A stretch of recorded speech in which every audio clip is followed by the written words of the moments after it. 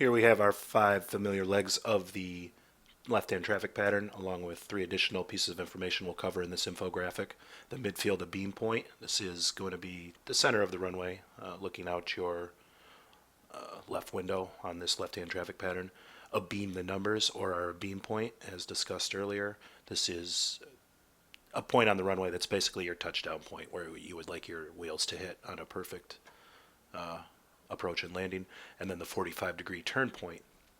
This is a imaginary line from your touchdown point up here to this the center of your turn off of downwind onto base. So as you're flying on your downwind, you'd be looking out your left window, and when you are at a 45-degree angle from your touchdown point, you want that basically to exist at the center of your turn from downwind onto base. So you would be flying down this way. You kind of initiate your turn around this area, finish it over there, so the center of your turn, so to speak, would intersect that 45-degree turn point. Now we'll continue the infographic here. Wind is modeled in ARMA. However, I've found very little effect even when it's turned all the way up, but you should always take off and land into the wind. On takeoff, once you've established a positive rate of climb and there's no more runway below you, you can retract your gear. At this point, you are on what's known as the departure leg. This is incorrectly labeled upwind leg on this graphic. I'll elaborate here in just a second. There we go. So the departure leg exists when you are departing from a runway. The upwind leg exists parallel to the runway but offset a certain amount. In this example, on a left-hand pattern, the upwind leg would be over here. A right-hand pattern would be over here. Now, an upwind only exists typically on a failed go-around. I'm sorry, on a failed landing resulting in a go-around. So let's say you were coming in for landing right here and there was some traffic right here. You would have to go around.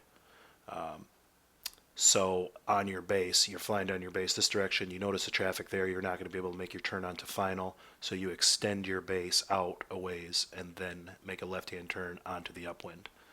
So just remember, departing a runway is a departure leg. Flying parallel to the runway into the wind is an upwind leg. At this point, you're climbing towards 500 feet AGL. You're looking out your front windscreen and out your right windscreen for any traffic that may be entering the pattern on a crosswind into this area, and you begin to initiate your turn onto crosswind. It's going to be a left-hand turn. Crosswind is a short leg that runs perpendicular to the runway. Again, looking out your window here, out your right windscreen for any traffic that may be coming onto the downwind, and go ahead and initiate your turn onto downwind. This is the fastest and longest leg. You're running with the wind at your back, it's pushing you, and you're running opposite the direction that you will be eventually landing on. Again, constantly scanning out your right window for any traffic in the pattern. We're approaching our midfield beam point, and midfield beam is right here. This is where you begin to configure for landing. You would double check that your lights are on, your position flashes are on.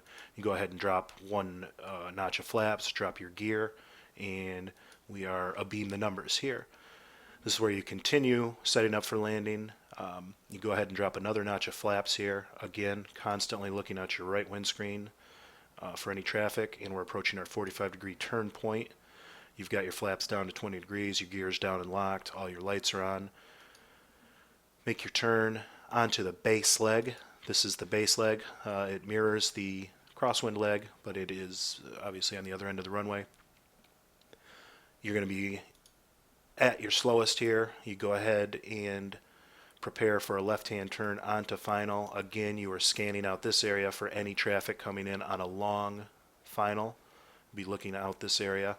And additionally, as we touched on before, with the upwind leg, let's say that you found a piece of traffic or there was a debris or something on the one runway right here as you were looking. Your base leg at this point would not turn right there onto a final, as this video will. You would actually extend it well out here and then turn, go up, and you would do an entire circuit again. So we'll continue the graphic here. Again, check for traffic one last time. We're at slowing. You make your left-hand turn onto final.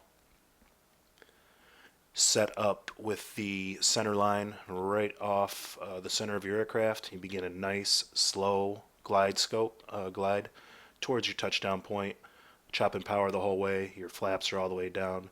Once you get down here to about 20, 30 feet, you can go ahead and chop the throttle and then flare back pretty aggressively so you settle nicely on the wheels, and then you're all set. At this point, you could increase throttle again and go ahead and take off, be on another departure leg, and do a couple of patterns. That's called a touch and go, and that is it.